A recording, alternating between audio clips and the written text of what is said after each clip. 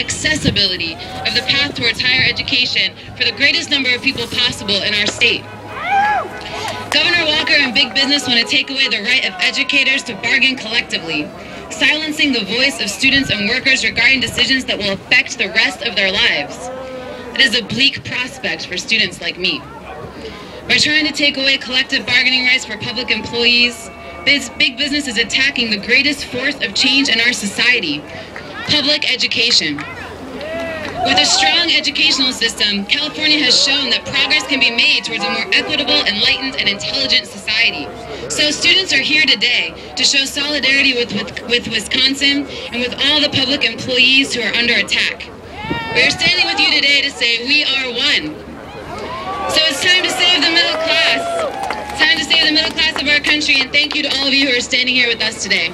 Thank you.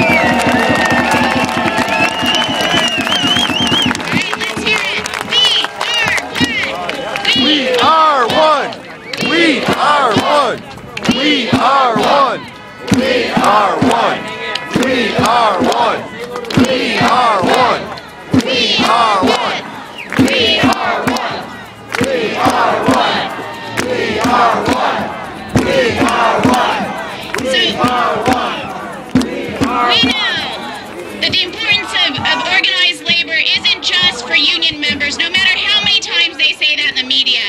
And in San Diego, a few years back, we showed it by being the advocates for a law, an ordinance that would actually change how much non-union workers would make in the city. It was called the Living Wage Ordinance.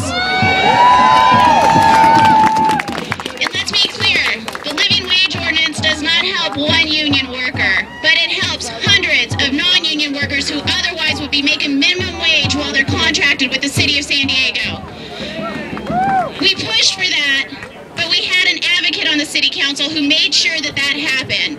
And now we have her in Sacramento as our assemblywoman. It's with great pleasure that I introduce Assemblywoman Tony Atkins.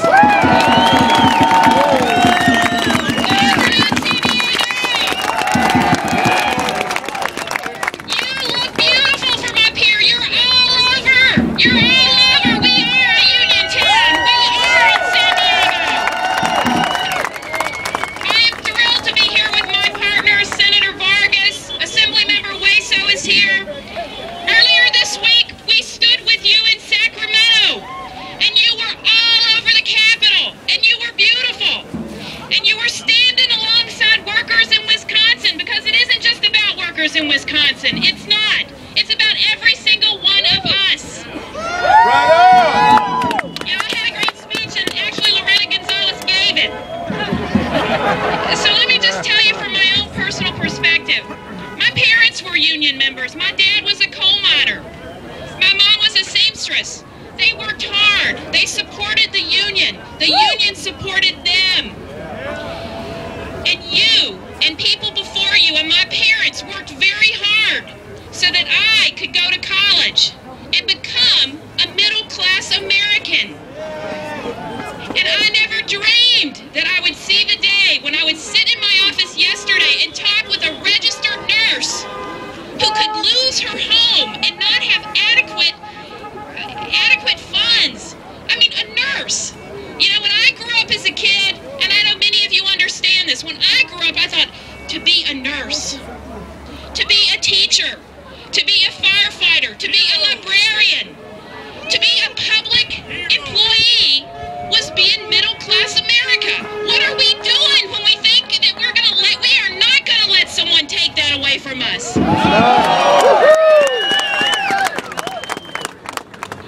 I was proud and honored, as I know Ben was and Juan was, to sit on the city council and be able to stand up for our city workers. I was thrilled to see 127 here today.